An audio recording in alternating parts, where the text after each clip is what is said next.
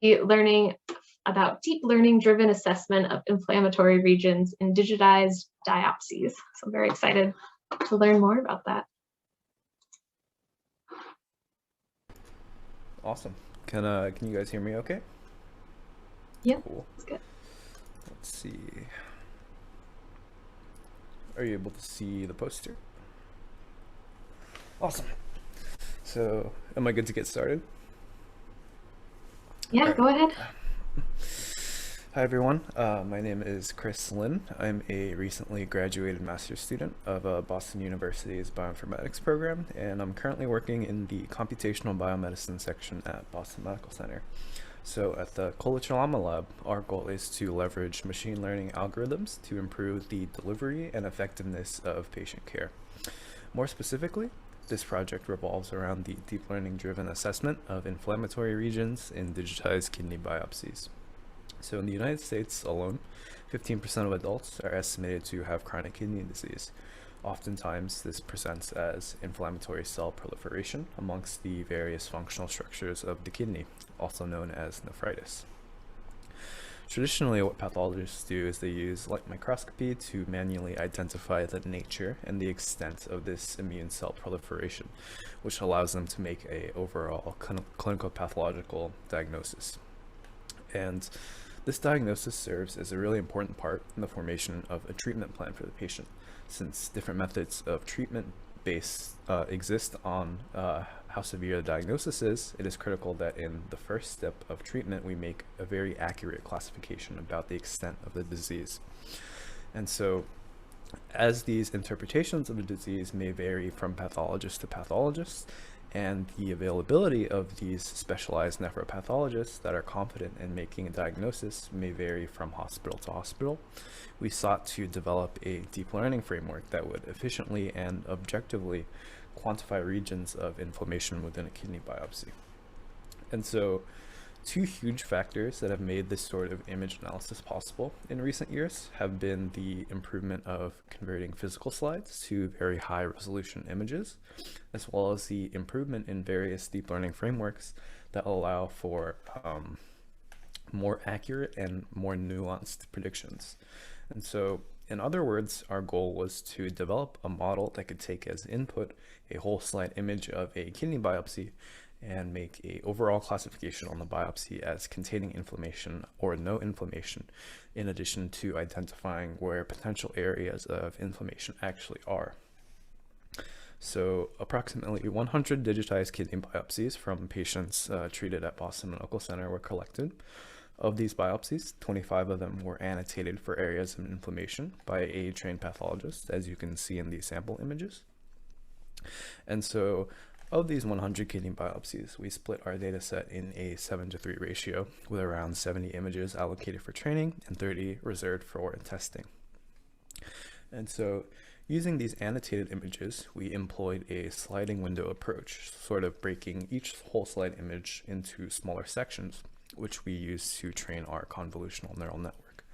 And so this specific type of neural network excels in identifying certain patterns that are called features that can be correlated to various clinical outputs of interest, and using the patterns that are learned to sort these images into categories. And so in our case, this is the determination of whether nephritis is present in an image. So theoretically, by providing our neural network with these annotated images, over time, the network learns the characteristic cellular patterns and changes in tissue that are reflective of areas of inflammation.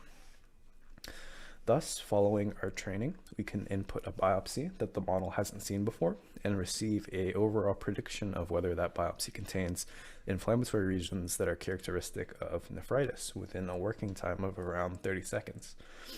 And so as you can see, our model performs quite well on test images, achieving an area under the curve score of 0.95, which is a metric commonly used to evaluate machine learning models.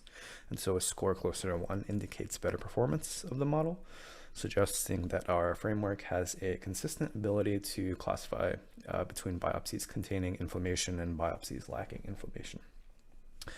Other metrics that we quantified, such as precision recall F1 score, also showed similar trends. So while knowing whether or not a biopsy contains inflammation is useful, we also wanted to identify exactly where in the slide this inflammation is actually located. And this is commonly performed using another neural network architecture called a unit. However, training a unit is both computationally intensive and requires many thousands of training images that must all be hand annotated by a pathologist. And so we looked for a less manually intensive approach. So using a saliency mapping method called GradCam, we were able to essentially highlight regions in the image that the network deemed important for predicting hypercellularity without the need for any additional pathologist annotated images. And so, as you can see in figure 4, areas marked in red are locations that the neural network deems more important for predicting the concept of hypercellularity, and areas marked in blue are locations the neural network deems less important. And so when we overlaid a set of our test predictions with that of a pathologist's annotations, we found that regions corresponding to areas of red and yellow did indeed overlap with areas of inflammation, and areas corresponding to blue overlapped with normal tissue on the slide. So overall, using limited training data, we were able to create a model that can both classify and identify where regions of inflammation are within a kidney biopsy. And as a team, we hope that this presentation serves as a convincing proof of concept on how computational approaches can serve as a valuable tool for pathologists, minimizing both the time and tediousness of manually evaluating biopsies, as well as providing an objective, quantifiable measure of nephritis. Thank you. That's great, thank you. Do we have any questions for Christopher?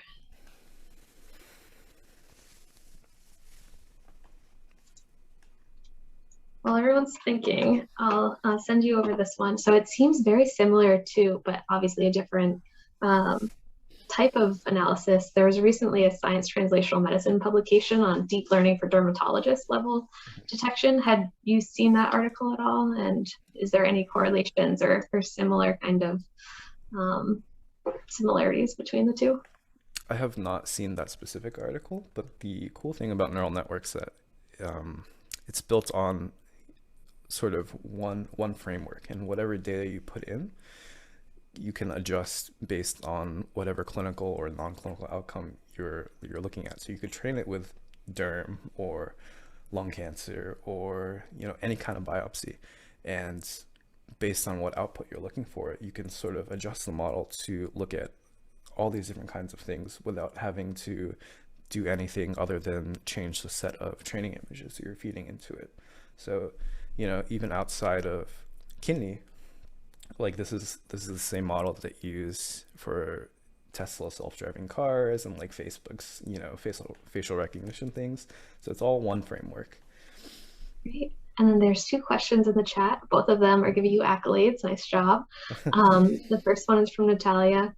Is there a minimum amount of inflammation needed for machine learning? Of inflammation, that's a good question. So I'm not like super savvy on the medical side. So, but from the slides that we've seen, it seems like the model definitely does a better job at predicting large patches of inflammation when the pathologist annotates those, and it's a little less sensitive to smaller regions of inflammation. It's hard to give like a specific number. But that was my question. You actually answered it. Thank you. Mm-hmm. Great. And then Megan Bearmerit asked, how do you determine the number of samples that you need to put in for the neural network to learn? Mm-hmm. So in the case of neural networks, obviously more data is better. So the bottleneck for our project was really how many slides could we get a pathologist to actually annotate. And so even though the pathologist only annotated around 25 cases or so, when we apply our sliding window approach to break that slide into smaller pieces, each slide gives us around like 3,000 to 5,000 individual images. So out of those 25, we're able to sort of expand our sample size by a lot. And there are certain tricks that you can do to like artificially inflate the number of images that you have. So I think generally in this project, in similar projects like this, I would say around 25 slides is a good ballpark. Great. Thank you, Christopher. Great job. One more round of applause, and then we'll move on to Mississippi Champs, Decreasing Racial Disparities in Breastfeeding.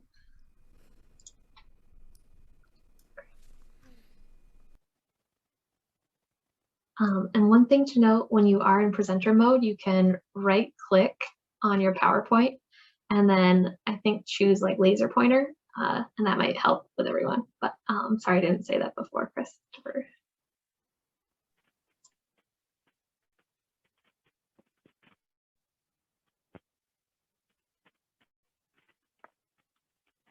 Okay, can everyone see the poster, my slide? Hear me okay? Perfect. There's a little bit of static with your headphones, but it might go away as you're talking.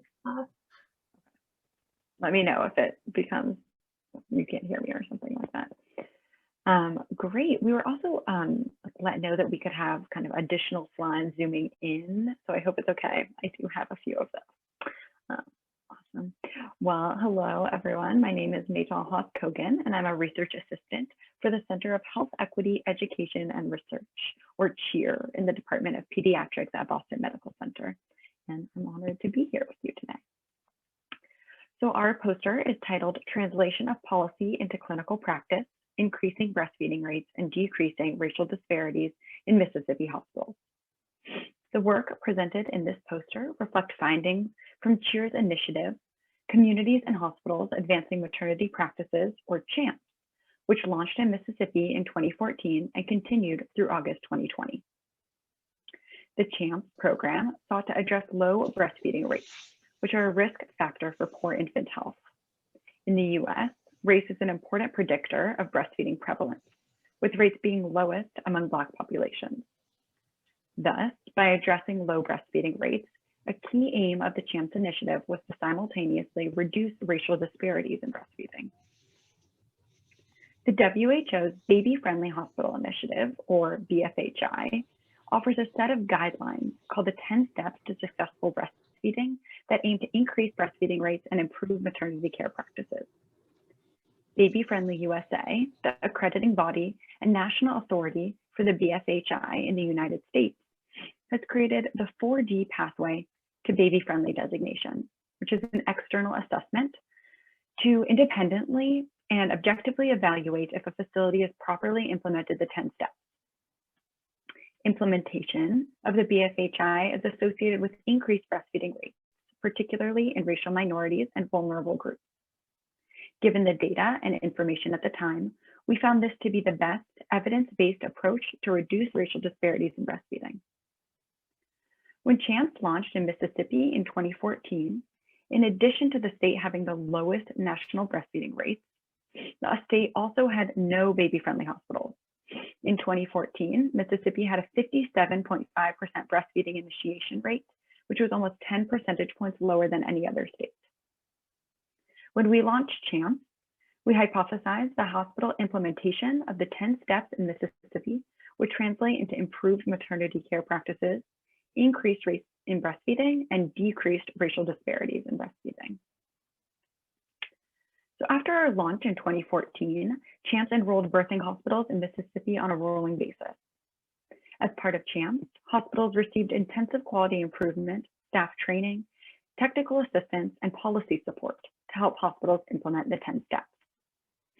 Other key aspects of the CHAMPS initiative were our collaborations with statewide partners to engage community, political, and organizational entities, and our partnership with Reaching Our Sisters Everywhere, or ROSE, who greatly helped to proactively activate communities in Mississippi.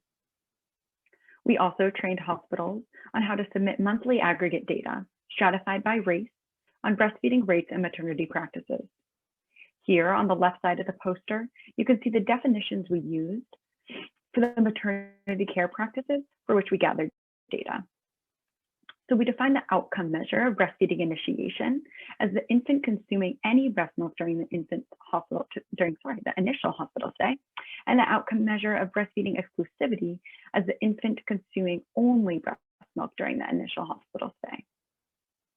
Skin to skin after vaginal birth, our first of 3 process measures, was defined as the infant is placed directly on the mother's chest immediately after birth and remains there through the first breastfeed or for at least 1 hour of formula feeding.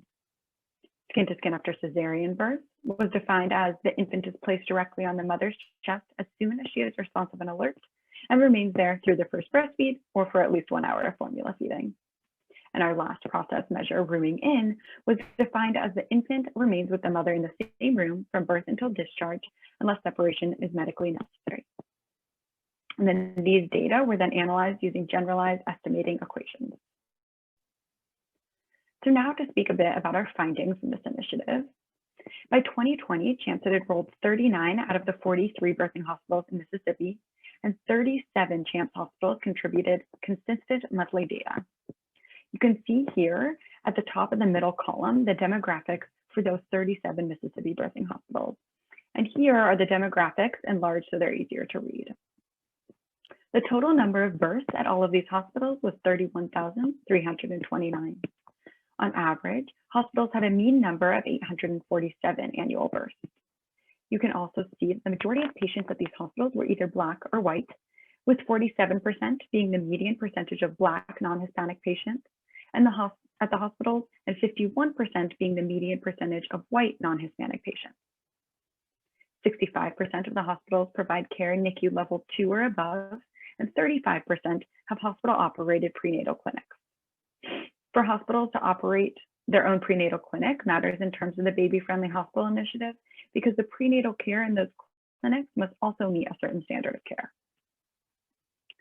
So now looking at the bar chart in the center of the poster, which I'll again show closer up, you can see the number of Mississippi CHAMPS hospitals in each of the phases of Baby-Friendly USA's 4D pathway to designation at enrollment into the program and in August of 2020. Baby-Friendly USA created this 4D pathway to assist facilities in implementing the 10 steps and to assess whether a facility has properly implemented the associated practices. The 4 phases in the pathway are discovery, development, dissemination, and designation. And the steps are intended to guide facilities through implementation of the 10 steps in a logical and efficient manner. So at enrollment, shown at the on the graph here as the blue bars, you can see that in 2014, before CHAMPS launched, the vast majority of hospitals were not even on the baby-friendly pathway. But by August 2020, shown on the graph here as the orange bars, most of the hospitals had moved into the final phase or had become designated. Now, if we look over at the right side of the poster, there are graphs for the 5 key variables in breastfeeding rates and maternity care practices that we have followed over the past 6 years. Here, they are made larger for easier viewing. So the x-axes represent time in months of data submission, and the y-axes show percent of breastfeeding patients or percent of patients who experience skin-to-skin or rooming in after birth. The yellow line represents rates for white patients, the orange line rates for Black patients, and the blue line rates overall. So overall, from 2014 to 2020, breastfeeding initiation rates rose significantly from 56% to 66%, and exclusivity rates rose significantly from 26% to 37%. The disparity in breastfeeding initiation between Black and white dyads decreased by 17%, with an average of 0.176 percentage points each month, which was also significant. Rates of skin-to-skin after vaginal and cesarean birth increased significantly from 31% to 91% and 20% to 86% respectively. Rooming in rates increased significantly as well from 19% to 86%. As you can see, racial disparities in skin-to-skin and rooming in were not initially present, and none emerged over time. So in conclusion, we found that translation of the 10 steps into policy and practice in Mississippi birthing hospitals significantly increased breastfeeding initiation and exclusivity, skin-to-skin, and rooming in rates. Compliance with the 10 steps to successful breastfeeding improved, and racial disparities in breastfeeding initiation narrowed significantly. CHAMPS continues to support hospitals through trainings and technical assistance for sustaining baby-friendly practices after designation, and we also continue to work with the remaining enrolled hospitals to achieve designation.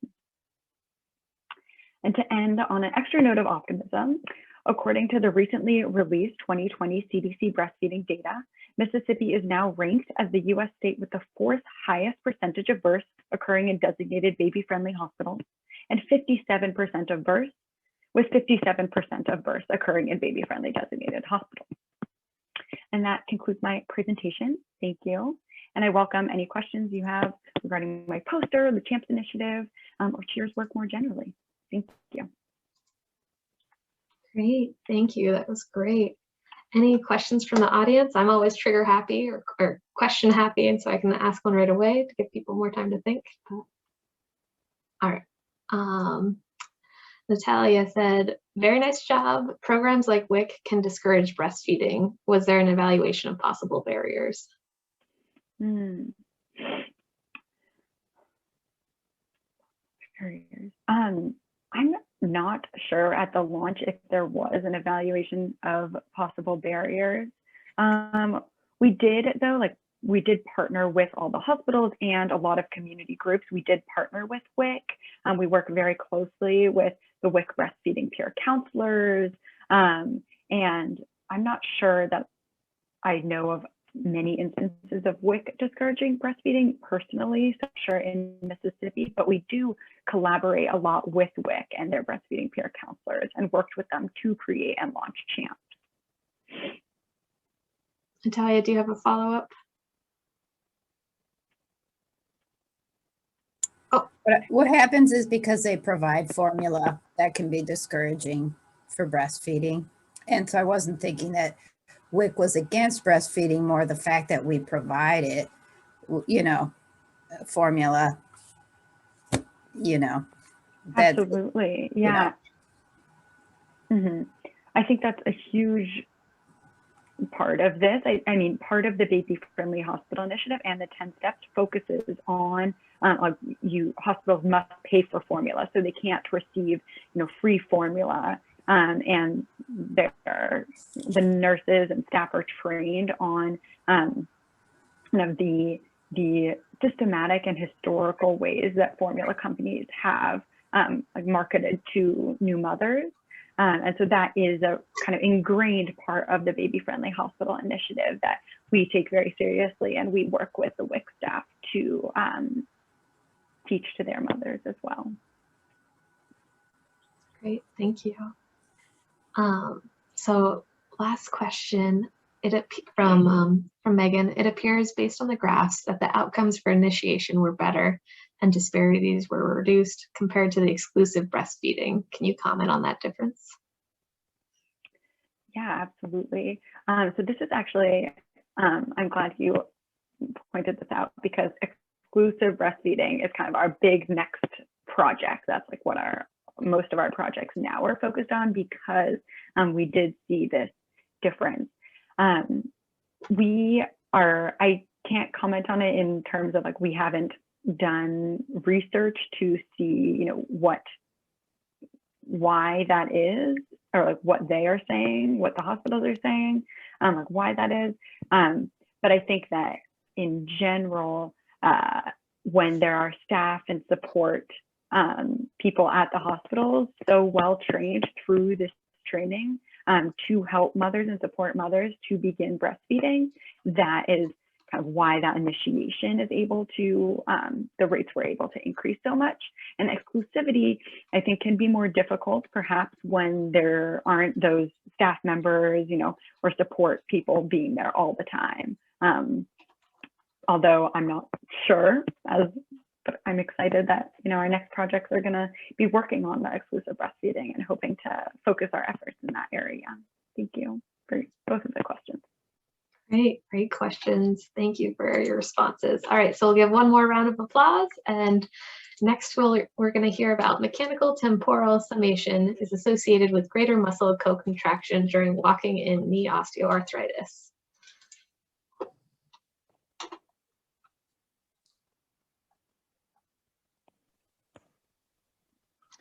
Hi, can you guys hear me well? Perfect. Yeah. Hi, I'm Soyoung. I'm PhD student in Rehabilitation Science program at Sargent College. I want to thank my co-authors and audience first. Today, I'll be presenting the study title as the mechanical temper summation is associated with greater muscle contraction during walking in knee osteoarthritis. People with knee osteoarthritis walk with altered motor patterns, including excessive muscular co-contraction that can lead to disease worsening. Factors related to increased muscular co-contraction are not well known, but one is suggested to be pain sensitization. An abnormally augmented pain response to repeated mechanical stimuli can be present in people with chronic pain. Mechanical loading during activities like daily walking could activate peripheral and central nociceptive pathways. If the central nervous system is sensitized, it is possible that then affect motor function, leading to altered muscle activity. Therefore, the purpose of this study was to investigate the association of pain sensitization with knee muscle contraction during walking in people with knee OA. This study included 43 participants with symptomatic knee OA. The central sensitization was assessed as mechanical temper summation. Temper summation indicates the winds-up phenomenon of pain after being exposed to repeated stimulus. We used a series of filaments called von Frey monofilaments, having different weights ranging from 0.6 gram to 300 gram, as looks like the picture in here. So the TS was assessed at the OA knee site and the wrist joint. The reason for observing two sites is even though mechanical TS is regarded as testing the central nociceptive pathway, the nociceptive pathway of upper limb and lower limb are located in different levels of spinal cord. And also we were interested in pain augmentation of the OA side knee. So yeah, and the way we assessed this TS was first, participants were asked to rate their pain using a 0 to 10 numeric pain rating scale after a single application of a filament starting with lowest weight until a minimum pain rating or the maximum weight of filament was reached. So once we select the monofilament that we're going to assess, and then we applied 10 consecutive stimuli with that selected monofilament. At the end, and the participants were asked to rate their pain again, and 50 seconds, 30 seconds after again. So mechanical TS was considered present if there were any increase in pain rating compared with the initial pain rating.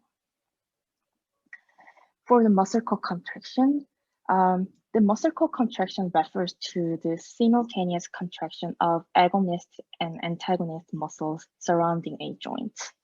Therefore, to measure the amount of co-contraction during gait, we measured muscle activity during gait with self-selected pace and fast pace speed by using the surface electromyography electrode that is shown here.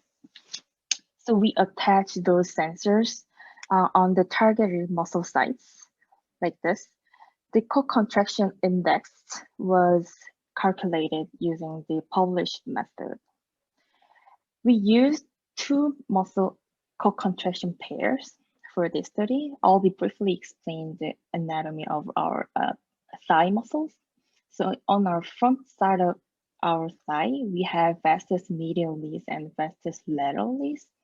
On the back side of our thigh, we have medial hamstring and lateral hamstring.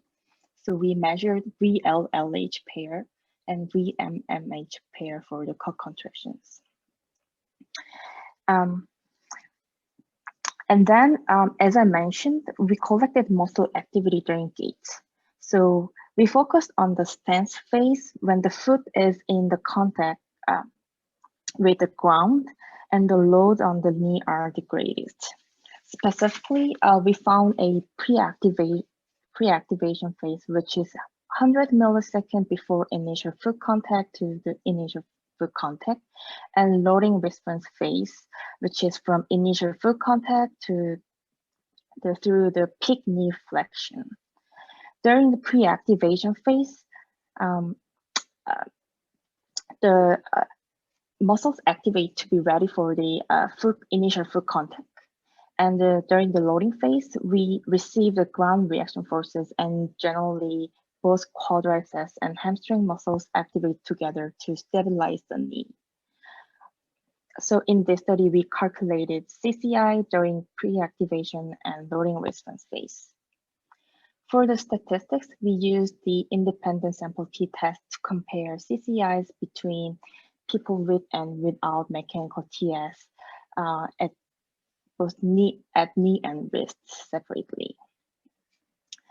We can look at the descriptive table first. So the upper table is showing by TS at knee, and lower table is showing by TS at wrist.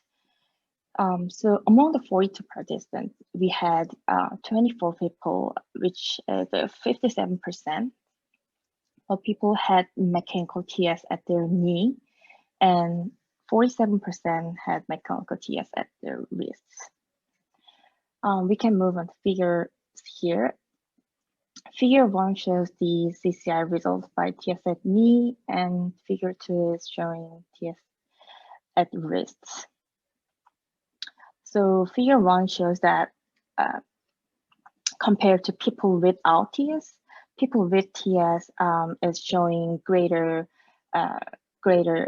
VLH CCI and during the pre-activation phase in both walking and fast walking. And for the VMMH CCI, is also showing similar trend, that is people having TS is showing greater core contraction index compared to people without. And we saw the significant difference in fast walking for pre-activation phase, and we saw both significant results in walking and fast walking for the loading phase. Yeah.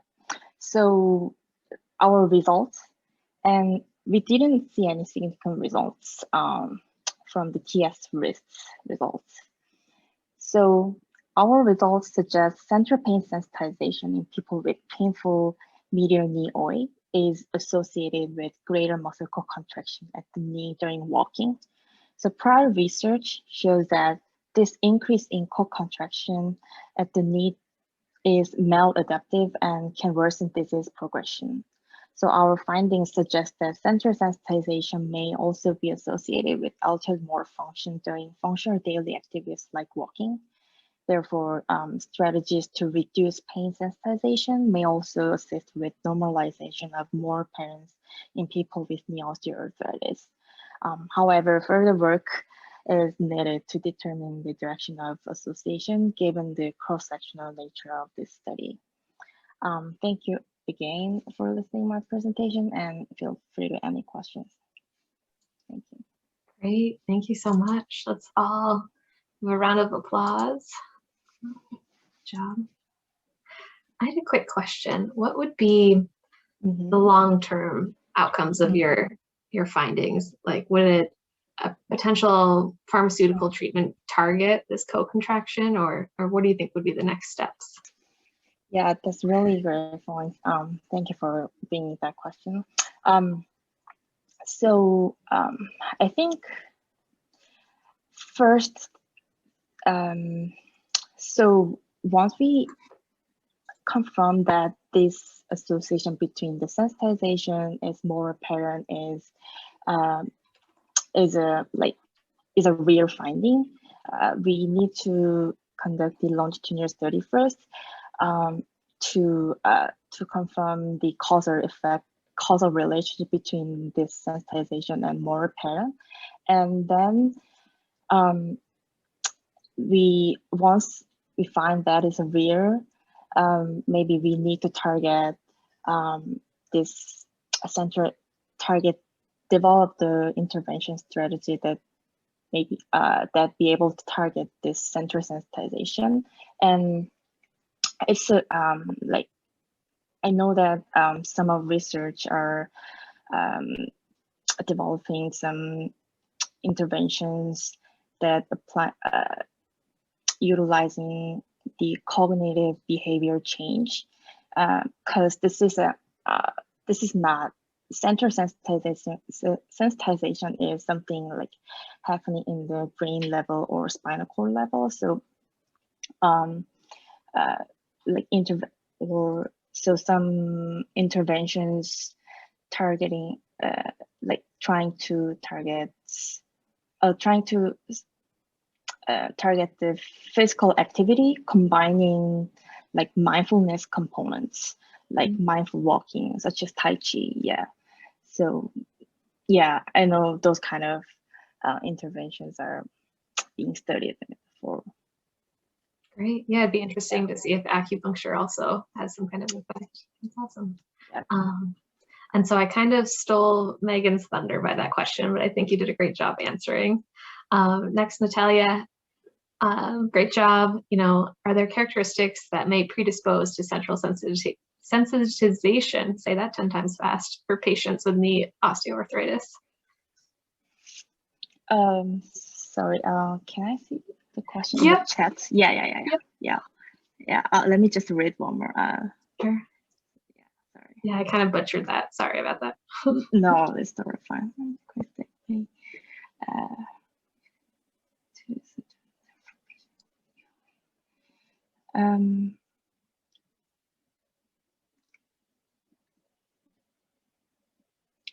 So that may predispose. So when you're talking about predispose, is there any like clinical sign that we can like predict center sensitization? Is that am I understanding your question correct, Natalia?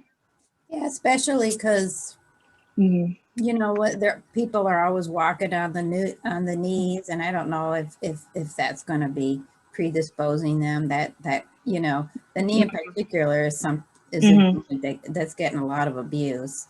So I'm not just thinking of psychological, but literally, you know.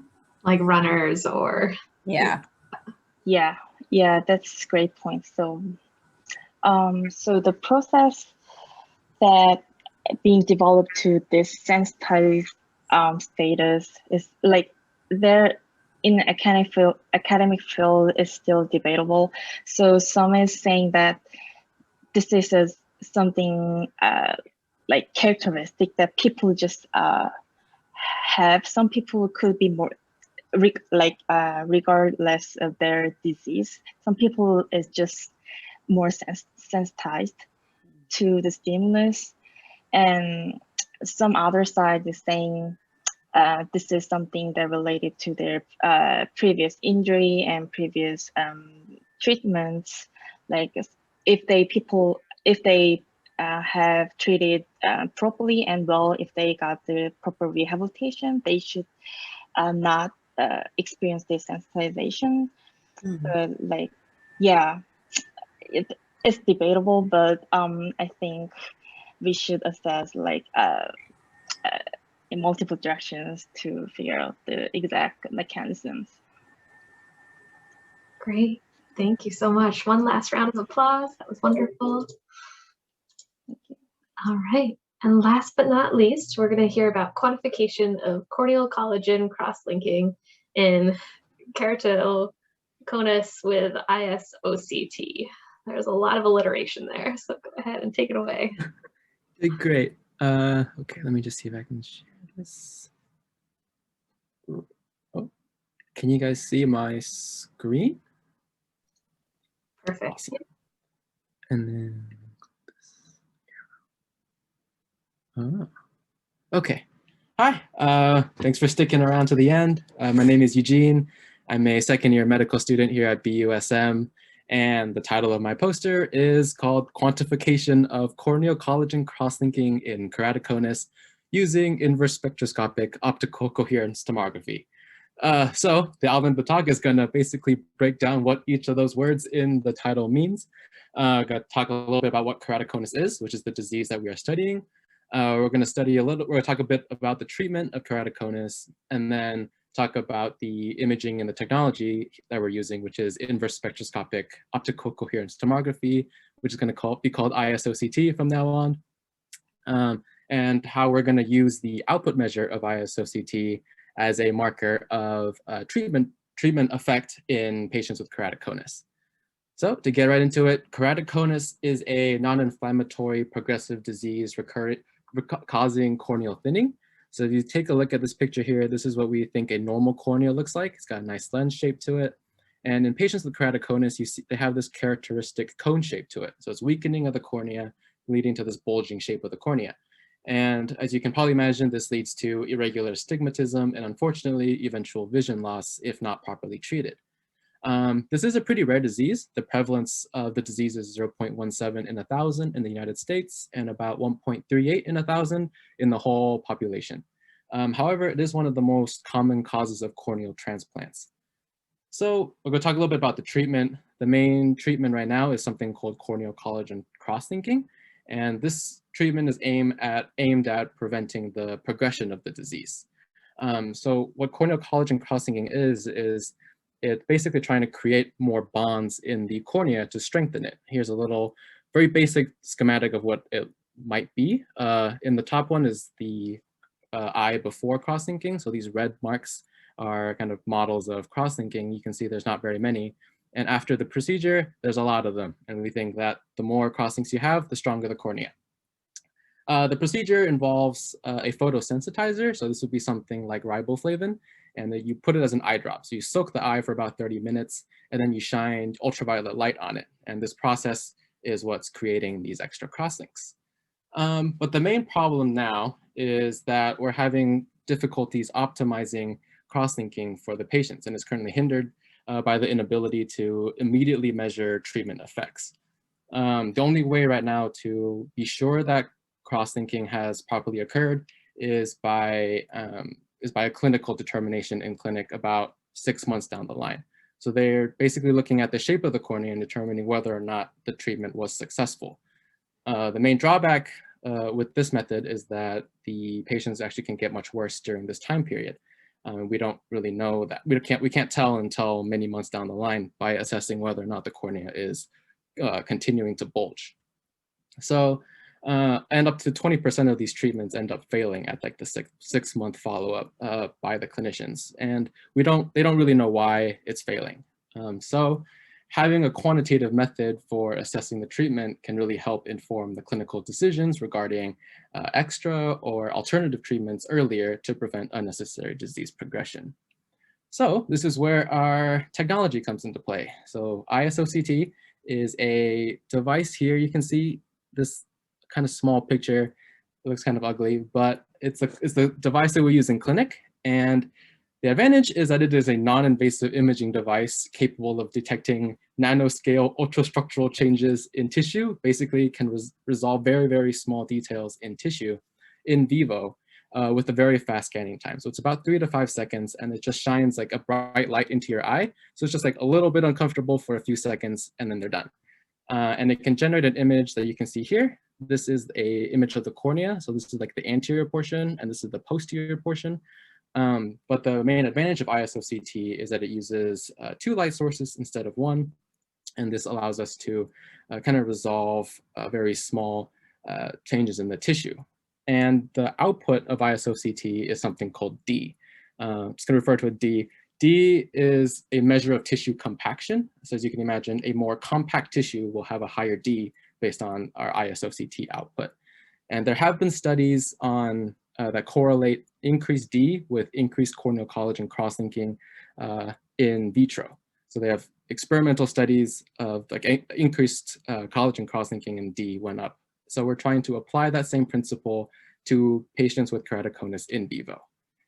So the methods, we had 3 patients with keratoconus that were enrolled. They had both of their eyes imaged with ISOCT immediately before their cross-linking surgery. So both eyes were imaged, and then one eye got cross-linked. The procedure was a standard epithelium off procedure, which means you take off the epithelium of the eye, and then you do the riboflavin soaking and then the shining with UV light like we discussed earlier. This was all done at Boston Medical Center using the same personnel. And all 3 patients were then imaged again at their 1-month follow-up, and they're imaged with ISOCT on both eyes. So again, both eyes were imaged before, then one eye had cross-linking, and then both eyes were imaged 1 month after the cross-linking. And then we were able to use and process the ISOCT signal using MATLAB and calculate D, which is that output measure we were talking about, and calculate it for both eyes before and after cross-linking. And so we could compare the change in D in the cross-linked eyes versus the non-cross-linked eyes. So the results, as you can see here, this is the table that we're going to talk about. The column is the delta D. So this is the change in D before and after cross-linking. And this is the first row is the cross-linked eyes. The second row is the contralateral non-cross-linked eyes. And so you can see an increase in delta D in the cross-linked eyes after cross-linking. So it was plus 1.78 versus minus 0.22 in the contralateral non-cross-linked eyes. So this makes sense. We think that an increase in delta D means there's an increase in tissue compaction and increased collagen cross-linking, and this is being seen in the cross-linked eye and not seen in the contralateral eye. So we're like, okay, cool. Now we thought about splitting it into the anterior and posterior portions of the cornea.